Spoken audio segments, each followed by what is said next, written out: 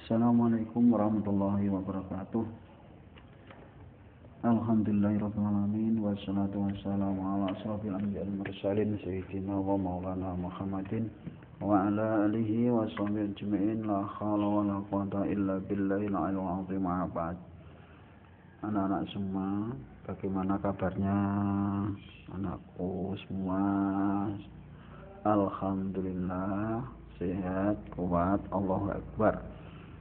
Nah, sekalian mudah-mudahan tetap sehat, tetap semangat belajar ya, walaupun berada di rumah. Baik, mari kita mulai pelajaran kali ini. Kita buka dengan berdoa dulu, membaca suratul Fatihah. Mudah-mudahan ilmu kalian bermanfaat, kalian menjadi anak yang soleh dan solihah. Al-Fatihah. A'udzu billahi minasyaitonir rajim. Bismillahirrahmanirrahim. Alhamdulillahirabbil alamin. Arrahmanir rahim. Maliki yaumiddin. Iyyaka na'budu wa iyyaka nasta'in. Ihdinas siratal mustaqim. Shiratal ladzina an'amta 'alaihim ghairil maghdubi 'alaihim waladdallin. Rabbi firli wa liwalidayya wa lil mu'minina amin.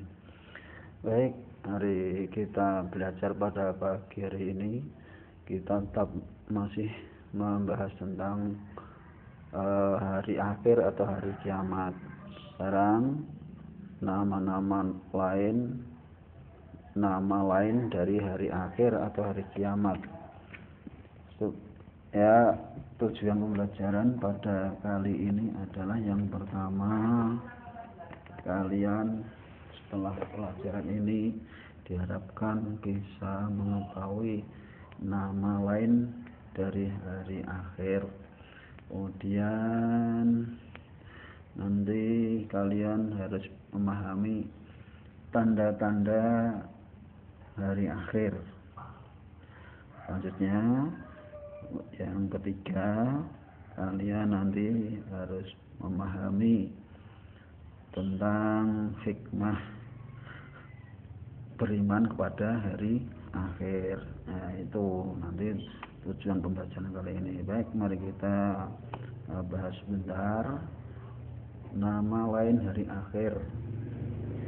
Nama lain hari akhir, ada orang yang mengatakan hari kiamat, ada yang mengatakan nama lainnya adalah yaumul jalzalah atau yaumul hasyr, ada yang namanya yaumul khurud. Jadi nama hari akhir itu ada beberapa macam, yaitu hari kiamat, yaumul jalzalah, yaumul hasyr, yaumul khurud, dan lain sebagainya. Masih ada banyak nama lain, nanti kalian bisa mencari di buku yang lain atau dengan browsing. Nah, sekarang kiamat atau hari akhir kiamat. Kiamat itu sebetulnya ada dua, yaitu kiamat sughra dan kiamat kubra. Kiamat sughra dan kiamat kubra. Apa kiamat sughra dan kubra itu? Nah, ini kita lihat. Kiamat sughra atau kiamat kecil, kiamat sughra atau kiamat kecil. Apa yang dimaksud kiamat kecil? Kiamat kecil artinya yaitu hari akhir yang terjadi hanya kepada beberapa orang saja. Jadi tidak seluruh manusia di dunia, tidak, tapi hanya beberapa orang. Contohnya adalah matinya seseorang, ini termasuk hari akhir untuk orang itu. Bencana alam, tsunami, itu hari akhirnya ya bagi orang yang merasakan itu, yaitu orang yang terkena bencana itu. Nah, ini gunung meletus ya, gunung meletus itu juga termasuk hari akhir bagi gunung itu. Nah, itu ya. Kemudian selanjutnya adalah kiamat kubra. Kiamat kubro itu apa? Kiamat kubro adalah kiamat besar atau dikatakan kiamat besar. Kiamat yang besar itu yang bagaimana? Yaitu kiamat yang terjadi dengan hancurnya alam semesta. Jadi alam yang kita tempati ini adalah gambar bumi yang kita tempati besok akan meleleh, ya. Bumi yang kita tempati besok akan meleleh.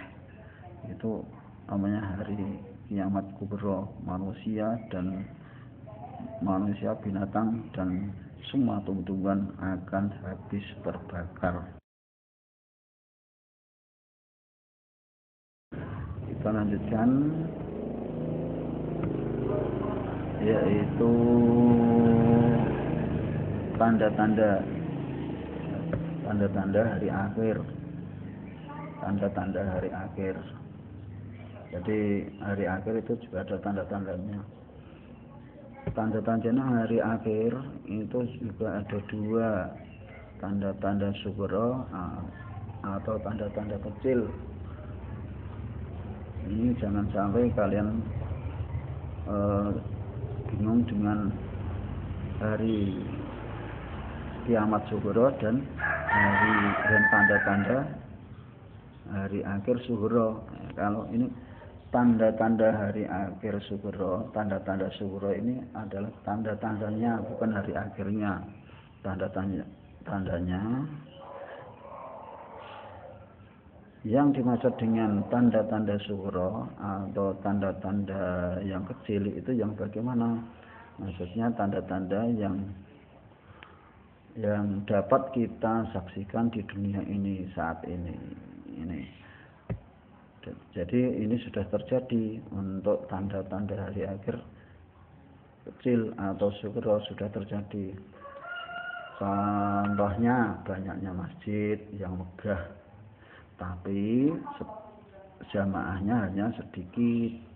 Yang dipikir hanya bentuk masjidnya, tapi tidak memikir jamaahnya. Sekarang sudah terjadi karena sekarang di jamaah di masjid itu tinggal sedikit-sedikit. Ada lagi ilmu agama sudah diabaikan. Ilmu agama sudah diabaikan, mengandalkan ilmu umum. Sekarang itu sudah terjadi. Terus lagi banyak yang durhaka, banyak anak yang durhaka, ya. Banyak anak yang durhaka kepada orang tuanya. Sekarang sudah atau kiamat kecil. Sekarang tanda-tanda kiamat besar atau tanda-tanda kiamat kubro. Tanda-tanda kubro atau tanda-tanda kiamat besar. Apa itu yang dimaksud dengan tanda-tanda kiamat besar? Yaitu tanda-tanda yang sudah ditetapkan oleh Allah dan akan terjadi pada saat mendekati hari akhir atau hari kiamat. Yang tanda-tanda yang sudah memang dekat, itu sekarang belum terjadi. Yaitu yang pertama, turunnya Dajjal. Jadi kiamat sudah dekat sekali kalau sudah ada turun Dajjal. Dajjal itu apa? Dajjal adalah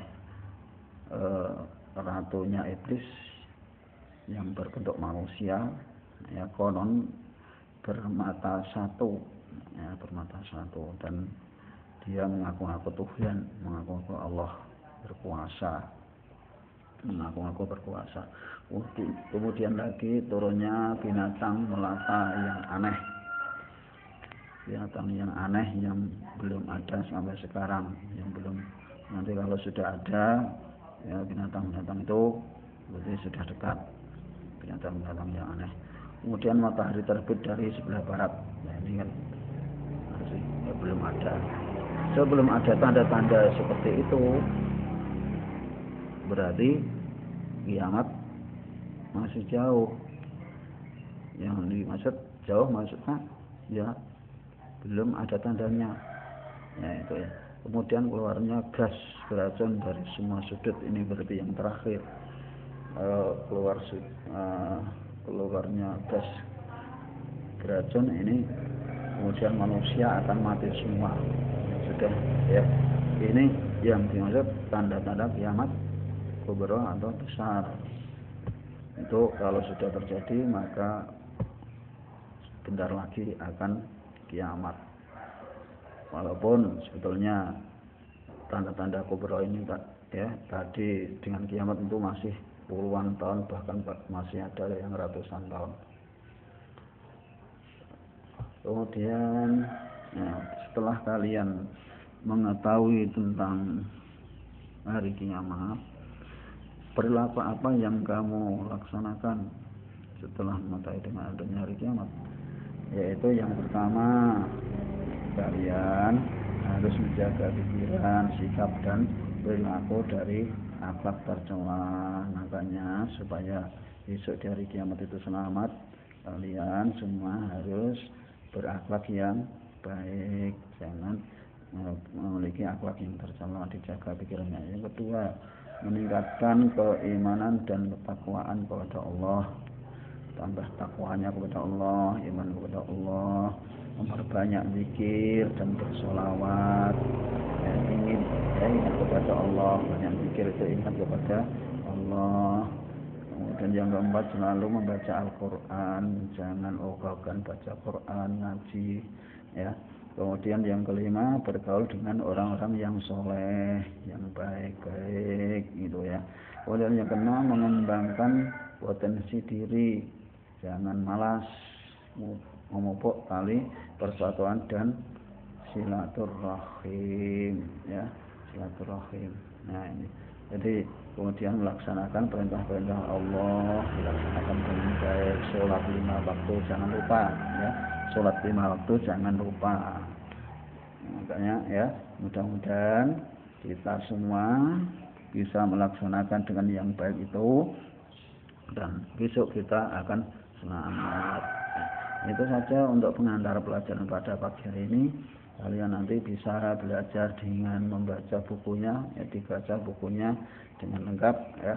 Kemudian nanti ada evaluasi dari pelajaran, bisa nanti akan Pak Uka tampilkan ke Google Form atau ke program yang lain, gitu ya. Itu saja untuk pelajaran kali ini. Mudah-mudahan kita bisa mengambil sikap yang baik dan ilmu kita bermanfaat. Amin amin ya rabbal alamin. Mari kita tutup dengan bacaan alhamdulillah bersama-sama. Alhamdulillahirabbil alamin. Assalamualaikum warahmatullahi wabarakatuh.